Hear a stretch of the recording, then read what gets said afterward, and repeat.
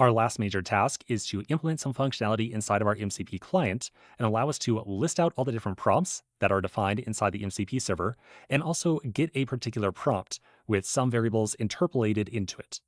So let's first implement list prompts. I will delete the comment and replace it with a result is await self session list prompts, and then I will return result.prompts.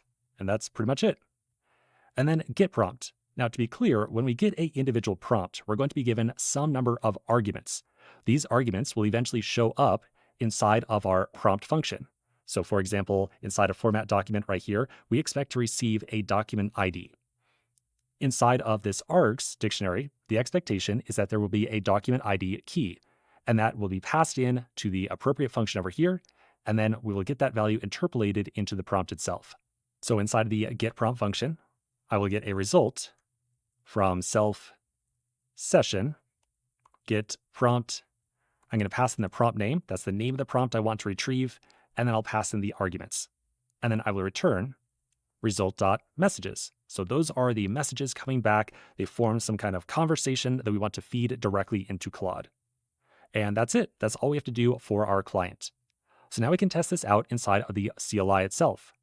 I'll flip back over, run the project again. And now if I put in a slash right here, I'll see that I can access this format command. Now format is really just the name of the prompt that we're going to invoke. So if I select that and then hit space, I'll then be asked to select one of the different documents. Maybe I'll go with plan.md. I'll hit enter. And then we're taking that entire prompt, really just that single user message, and feeding it directly into Claude. So Claude now has the instructions to go and reformat a document into Markdown syntax, and it has also been given the ID of the document that we want to reformat. So the first thing it needs to do here is go and fetch that document's contents, and it will do so by using the get document tool. And then finally, Claude is going to respond with the Markdown version of this document. So here is the document with a bunch of Markdown syntax inside of it. All right, since it looked like this worked just fine, let's do a quick recap on prompts and make sure we understand what they are all about.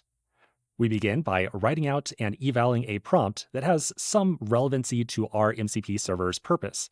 In our case, we were making a document server, so having some functionality or something about rewriting a document in a different style, I think it kind of makes sense. Once we have put our prompt together, we'll define a prompt inside the MCP server, and then our client can ask for that prompt at any point in time.